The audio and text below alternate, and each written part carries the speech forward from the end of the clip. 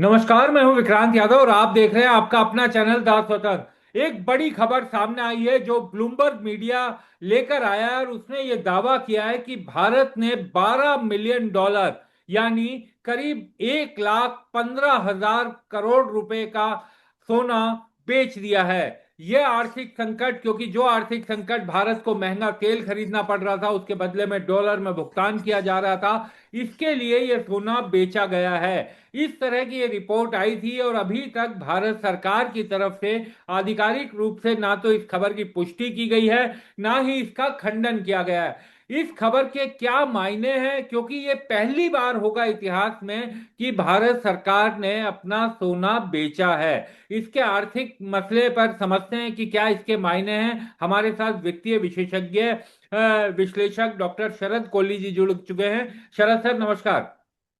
नमस्कार विक्रांत, आपको और सभी फॉलोअर्स, व्यूअर्स, सब्सक्राइबर्स, स्वतंत्र वालों को मेरा अभिवादन जी।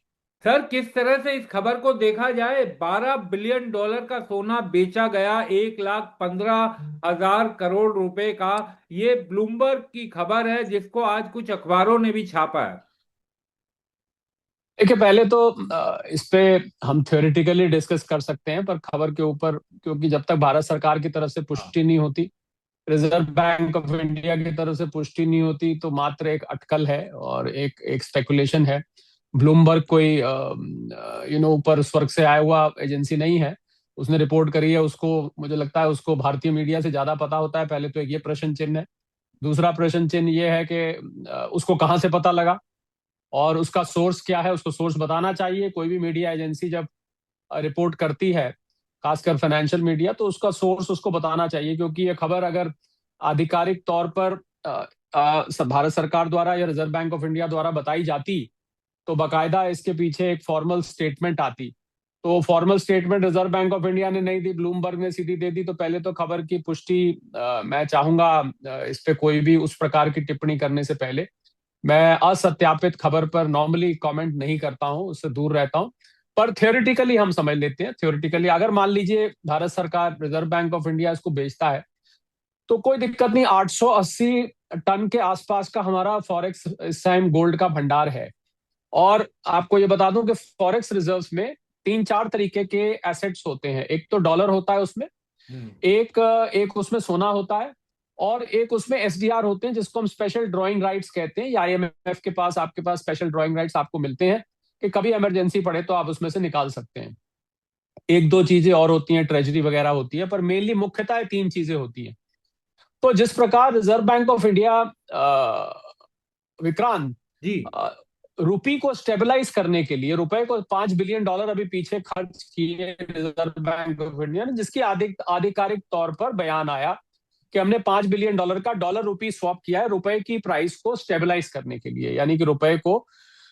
तो अगर अगर 880 टन में से 12 टन बेच भी दिया जाता है, पहली बात तो बहुत ही कम मात्रा है। आप देखें तो करीब, मैं कैलकुलेट करता हूं तो मेरे हिसाब से 1.5% आता है शायद, अगर मैं गलत नहीं कह रहा हूं सर, तो 1.5% कोई बहुत बड़ी। 12 बिलियन डॉलर का कह रहे हैं, शायद करीब 80 टन ये। 12 हाँ, बारह 12 बिलियन 12 डॉलर टन का आया है। 12 टन नहीं आया है, शायद बारह 12 टन की बिलियन बात डॉलर आई है। हाँ। 12 बिलियन डॉलर का। हाँ। तो 12 का आप कैलकुलेट कर लीजिए कितना वॉल्यूम है, जी। वो मेरे हिसाब से बहुत कम अमाउंट होगा।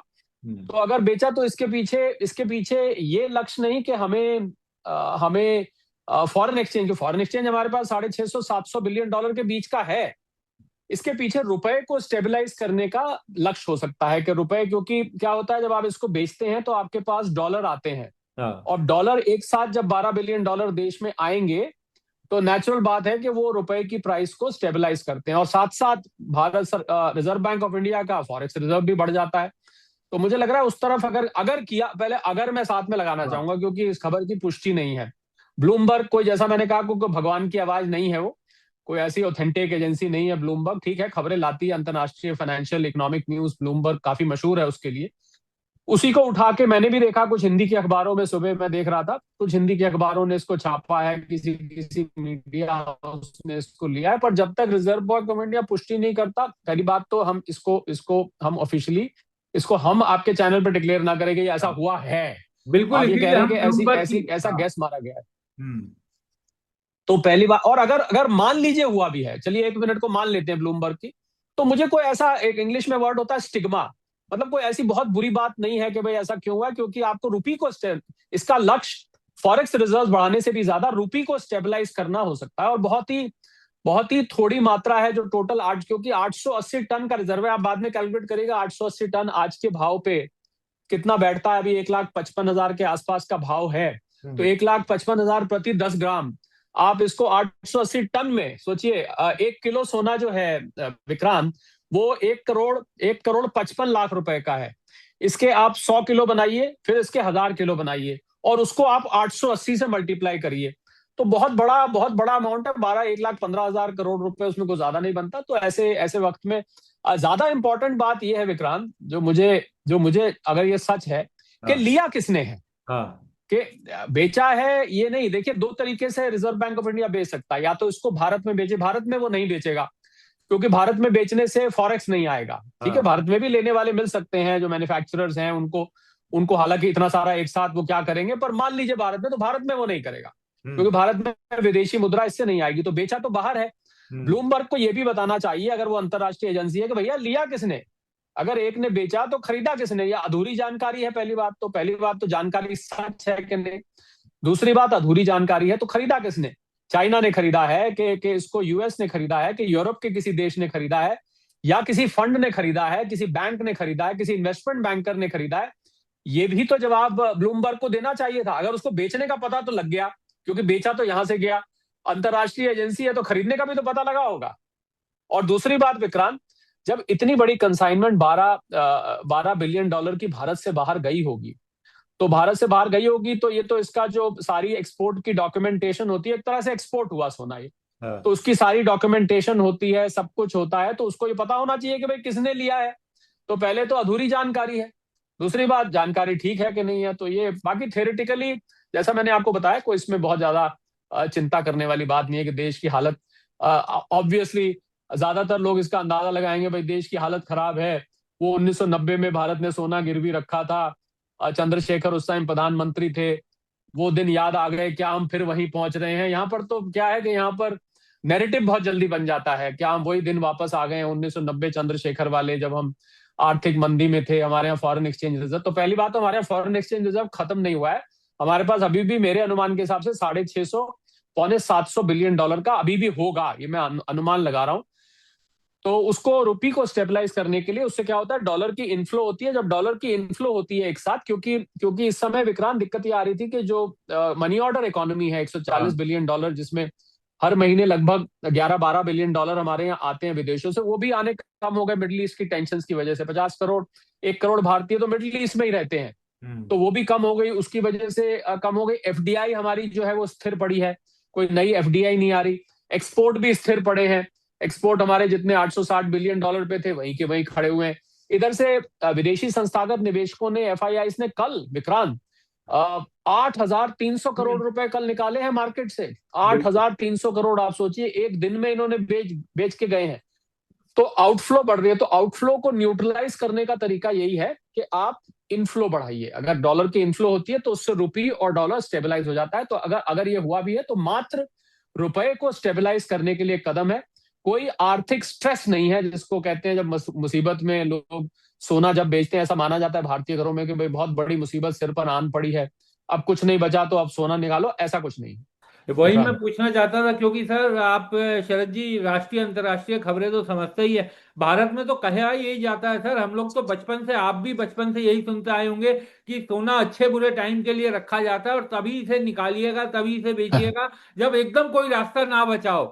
तो क्योंकि आपने विक्रांत, जो ए, नाइन्टी ए, वन की बात की सर, उस समय भी गिरवी रखा गया था, बेचा नहीं गया और वापिस लाया जी, गया वो, और उसको भी बीजेपी बहुत मुद्दा बनाती है सर राजनीतिक तौर पे हमेशा, कि इतनी बुरी हालत हो गई थी कि सोना गिरवी रखना हम्म, पड़ा था। तो अगर इस समय बेचा जाएगा तो मुद्दा तो बनेगा सर, वो अगर गिरवी रखना मुद्दा था देखिए, तो बिकना भी मुद्दा। विक्रांत, आप जो कह रहे हैं ना कि सोना बेचना बहुत बड़ी बात है, ये हमारे लिए हाँ। बहुत बड़ा इमोशनल फैक्टर हो जाता है, बहुत बड़ा एक सोशो कल्चरल फैक्टर भी हो जाता है। जी। तो मैं आपको बता दूं, अब ज्यादातर लोगों के मन में ऐसी बात है नहीं, सिवाय उन महिलाओं के। कल मुझे, एक मैं पॉडकास्ट कर रहा था, कल या परसों कर रहा था, उन्होंने, एक महिला ने मुझे बताया कि भारत में जब ये बेचा जाता है तो इसको जैसे हार पड़ा है मेरी नानी जी का, दादी जी का, तो उसको वो कह रही थी हम इसको पहन पहन के देखते हैं, हमारी यादें इससे जुड़ी हुई हैं, हमारी फैमिली की। तो सिवाय उस ज्वेलरी को अगर हम छोड़ दें विक्रांत, जो कि पुश्तैनी है, हम्म। या जो आपको प्यार से आपके हस्बैंड ने, भाई ने, पिता ने दिलवाई थी, या आपको गिफ्ट करी थी, किसी ने बहुत इमोशन से, भाव से गिफ्ट करी थी, अगर हम उसको छोड़ दें, तो मुझे एक बात बताइए आप, हम्म। जो जो आपके चैनल पे फॉलोअर्स, व्यूअर्स, सब्सक्राइबर्स हैं, उसमें से बहुत सारे विक्रांत गोल्ड के ट्रेडर्स भी हैं, मानते हैं आप तो ये? हाँ। और कमोडिटी ट्रेडर्स, मैं ऐसे ऐसे कमोडिटी ट्रेडर्स को जानता हूं जिन्होंने सुबह 11 बजे लिया हाँ। और शाम को 3 बजे बेच दिया। हाँ। और ये केवल केवल कमोडिटी मार्केट में नहीं, मैंने मैंने बार्स, ब्रिक्स और कॉइन्स के साथ भी ऐसा होता देखा, अभी लेकर आए, कीमत बड़ी, बेच दिया। तो अब मैं ये चाह रहा था कि अब उतना इमोशनल अटैचमेंट, जब इसकी ऑर्नामेंटल वैल्यू ज्यादा थी ना हाँ। विक्रांत, तब इमोशनल अटैचमेंट ज्यादा था। जब से इसकी निवेश की वैल्यू बढ़ी है, तो इससे इमोशनल अटैचमेंट अब उतना नहीं है। मतलब आपके लिए एक निवेश, एक शेयर है, आपने लिया, बेच दिया, हम्म। बैंक की एफडी आज कराई, कल आपने तुड़वा दी, तो it is like any other investment. तो अब इतनी ज्यादा वो पहले वाली बात, 1990 वाली बात नहीं है, ना ही आज से 10 साल पहले वाली। अभी लोग तो इसको आम खरीदते रहते हैं, बेचते रहते हैं। मेरे पास ना जाने दिन में कितने मैसेजेस मेरे मोबाइल पर आते हैं, हमने सर लेना है। मैं उनसे कहता हूँ आप लॉन्ग टर्म लीजिए, नहीं सर हमें तो 1 हफ्ते के लिए लेना है। मैंने हम्म। कहा sorry, thank you so much, 1 हफ्ते के लिए मैं आपकी कोई मदद नहीं कर सकता, हमें तो सर 15 दिन के लिए लेना है, कुछ पैसे पड़े हुए थे। इस प्रकार के मैसेजेस तो लोगों की अब मुझे लग रहा है अप्रोच बदली है। सिवाय उसके, दोहरा देता हूं, सिवाय उसके, जिन लोगों के पास ऑर्नामेंट्स पड़े हैं पुश्तैनी, उनके साथ उनकी इमोशनल अटैचमेंट जुड़ी हुई है, वो उसके लिए बहुत पॉजेसिव रहते हैं। लेकिन सर आपको लगता है शरद जी, क्योंकि ये खबर बड़ी है, अगर ये सही है या गलत है, क्योंकि अभी तक आधिकारिक ना तो पुष्टि हुई है ना खंडन हुआ है, क्या आपको लगता है कि सरकार अगर सामने आकर के या आरबीआई सामने आकर के कोई बयान दे दे या कोई स्टेटमेंट जारी करे, तो कयासों पर भी रोक लगे, या फिर बताए कि आखिर स्थिति क्या है, क्यों ये फैसला करना पड़ा है, अगर ये फैसला किया है तो वो ज्यादा बेहतर रहेगा?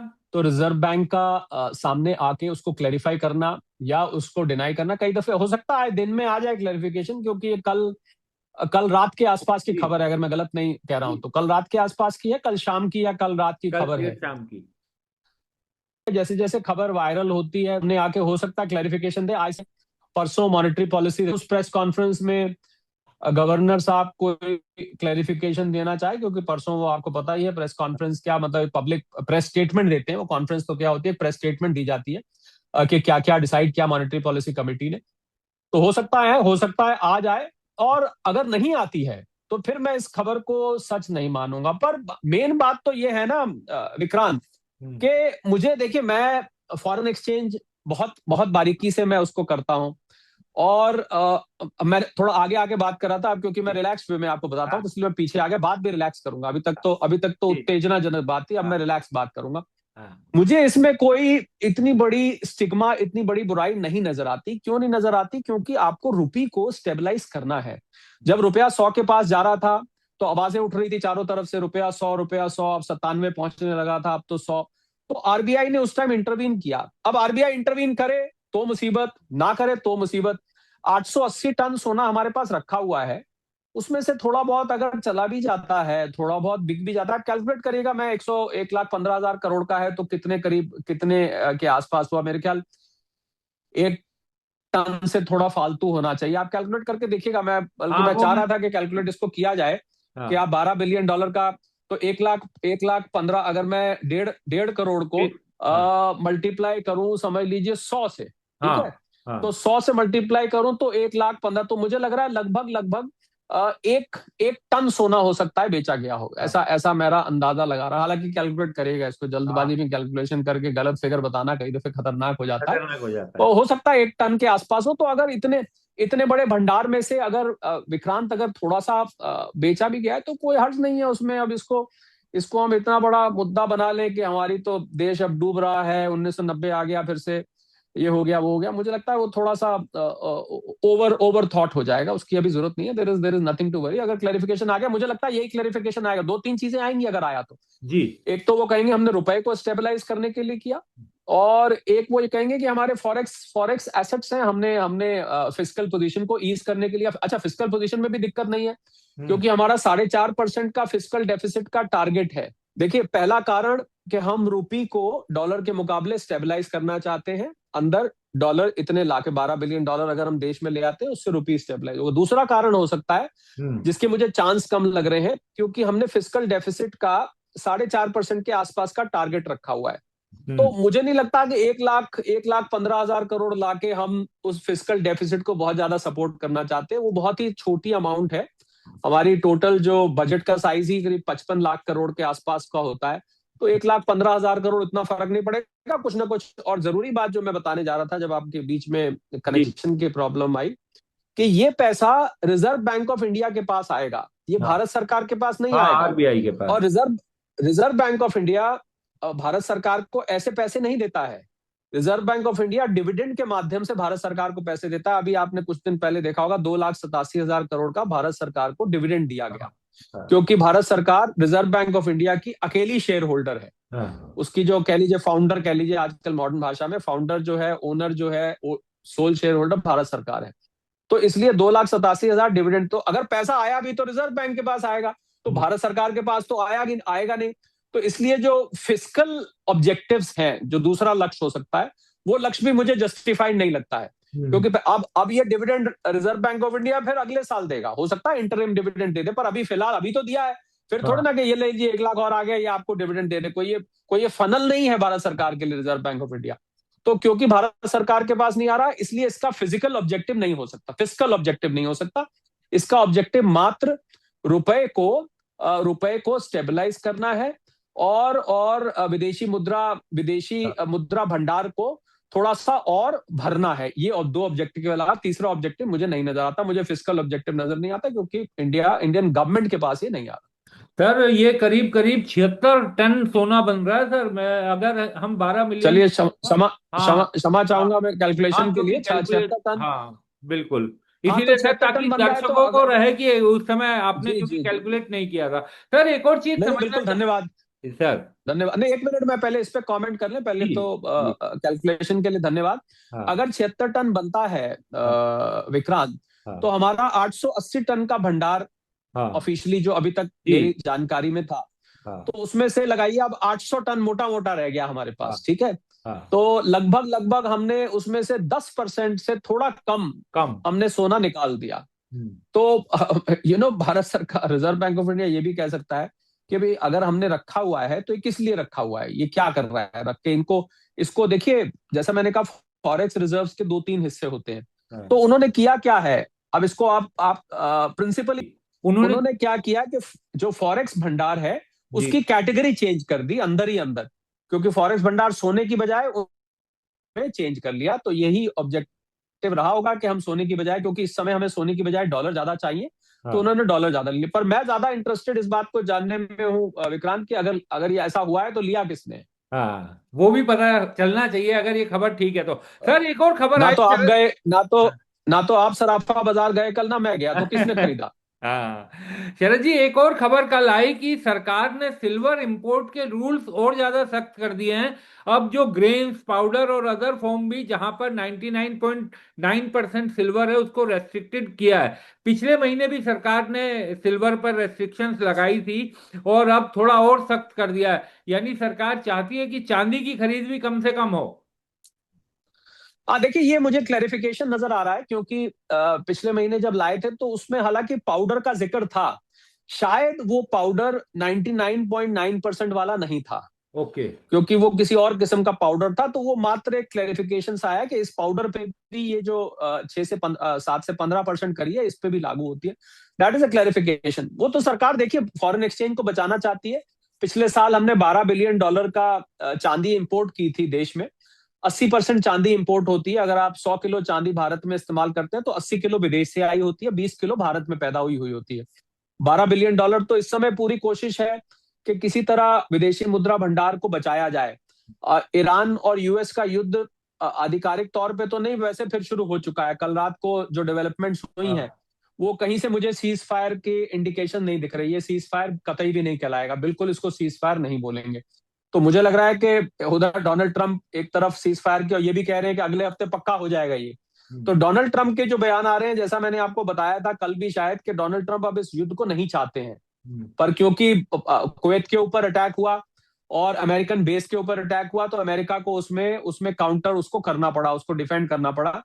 पर अदरवाइज अभी और क्रूड ऑयल के दाम फिर 97 के आसपास पहुंच गए हैं। तो मामला जो है ये कहीं कोई इसका सिरा नजर नहीं आ रहा है, कोई इसका छोर नजर नहीं आ रहा है। तो इसलिए जब तक क्रूड ऑयल, बहुत सारी चीजें क्रूड ऑयल पर निर्भर हैं विक्रांत, बहुत सारी, पेट्रोल डीजल के दाम को छोड़ दें, अनेकों चीजें, फॉरेक्स रिजर्व्स, आपके इंपोर्ट रिस्ट्रिक्शंस, गोल्ड की यूसेज, जितनी प्रधानमंत्री जी ने अपील करी थी वो सारी की सारी क्रूड ऑयल पर इस समय निर्भर करी है। मुझे लग रहा है crude oil all of a sudden इतनी इंपॉर्टेंट कमोडिटी बन गया है कि शायद भारत में जिसने क्रूड ऑयल के बारे में इतना नहीं सुनते थे, आज उनको भी क्रूड ऑयल का पूरी तरह से पता लग गया है कि ये क्या इसका महत्व है, क्या इसकी सिग्निफिकेंस है। तो बहुत ही सिचुएशन ये खत्म ही नहीं होने में आ रही है। हाँ। हर हफ्ते ऐसा लगता है, हर हफ्ते ऐसा लगता है अब हो रहा है, अब हो रहा है, अब हो रहा है, और कुछ नहीं हो रहा। अब डोनाल्ड ट्रंप हताश है क्योंकि ईरान बिल्कुल भी सहमति के लिए तैयार नहीं है। सर लेकिन अमेरिका ने एक और झटका दे दिया है, 12.5% टैरिफ और लगाया भारत और 59 देशों पर, क्योंकि ये कहा है कि फोर्स लेबर यूज किया जाता है जो उत्पादन है उसमें, तो उसके कारण 12.5% का ये टैरिफ। टैरिफ ये टैरिफ नहीं टिकेगा, क्योंकि इनको जो पावर है वो 10% तक की है। उसके अलावा एक सेक्शन 301 होता है अमेरिका में, जिसके अंतर्गत जी। आपको पहले पूरी तहकीकात करनी पड़ती है, आपको प्रोब करना पड़ता है। जब तहकीकात होगी, उस तहकीकात का रिजल्ट आएगा, तब आप 10% से ऊपर टैरिफ लगा सकते हैं। उससे पहले आप टैरिफ नहीं लग। सेक्शन 232 के अंतर्गत आप तब लगा सकते हैं जब आपकी राष्ट्रीय सुरक्षा पर प्रश्न चिन्ह लग जाए, तब लगा सकते हैं। सेक्शन 301 के अंतर्गत आपको पूरा प्रोब, इन्होंने ब्राजील के ऊपर जो लगाया है 25%, वो मैंने एक ब्राजीलियन चैनल के ऊपर शो किया था, हाँ। वो इन्होंने लगाया है सेक्शन 301 के अंदर। उसमें इन्होंने पूरी इन्वेस्टिगेशन करी थी, इन्वेस्टिगेशन करके जबरदस्ती ये बना लिया कि भाई इन्होंने ये किया है, उन्होंने डिफॉरेस्टेशन करी है, उन्होंने बड़ा कुछ किया, मेरे पास पूरी लिस्ट है। तो वो बिना प्रोब के ये टिकेगा नहीं। और इन्होंने आज अपील भी करी है, जो ट्रेड कोर्ट का निर्णय आया था, हाँ। जिसमें जिसमें ये बताया गया था कि आप जो है टैरिफ वापस करिए, रिफंड करिए, उसके अगेंस्ट भी अपील में गई है ट्रम्प सरकार। कोई टैरिफ में कोई क्लैरिटी नहीं है विक्रांत, कुछ भी फाइनल मत समझिए। पिछला पूरा साल इन्होंने बर्बाद कर दिया टैरिफ में, बिल्कुल। नतीजा क्या निकला? नील बटा सन्नाटा। सर एक छोटा सा सवाल और जानना चाहूंगा कि अगर ये 12 बिलियन डॉलर के सोने को बेचने की खबर सही है आरबीआई की, तो क्या इसका असर कुछ भारत में भी देखने को मिलेगा गोल्ड सिल्वर के रेट पर? नहीं, इसमें भारत में कोई असर नहीं मिलेगा, क्योंकि बेचा गया है तो अंतरराष्ट्रीय स्तर पर बेचा गया, और इतना 10, 12, 20 टन अंतरराष्ट्रीय बाजार में ट्रेड होता रहता है। ऐसे तो रशिया कितने दिनों से बेच हाँ। रहा है अपना, तो उसका कोई खास असर नहीं दिख रहा। असर सिर्फ इस समय सोने की अंतरराष्ट्रीय कीमत में बॉन्ड यील्ड और डॉलर इंडेक्स का। डॉलर इंडेक्स आपको बता दूं 99 से ऊपर चली गई है, बॉन्ड यील्ड 4.5 के आसपास आ गई है, और डॉलर इंडेक्स इस समय बहुत परेशान कर रही है, क्योंकि क्रूड ऑयल के प्राइस ऊपर चढ़ गए। इस वजह से सोने चांदी के दाम जो है वो दबाव में है। इसके बेचने से 12 टन से कोई फर्क, ऊंट के मुंह में जीरा। बहुत बहुत शुक्रिया शरद सर, आप जुड़े, चर्चा में शामिल हुए, बहुत बहुत थैंक यू। शुक्रिया। Thank you.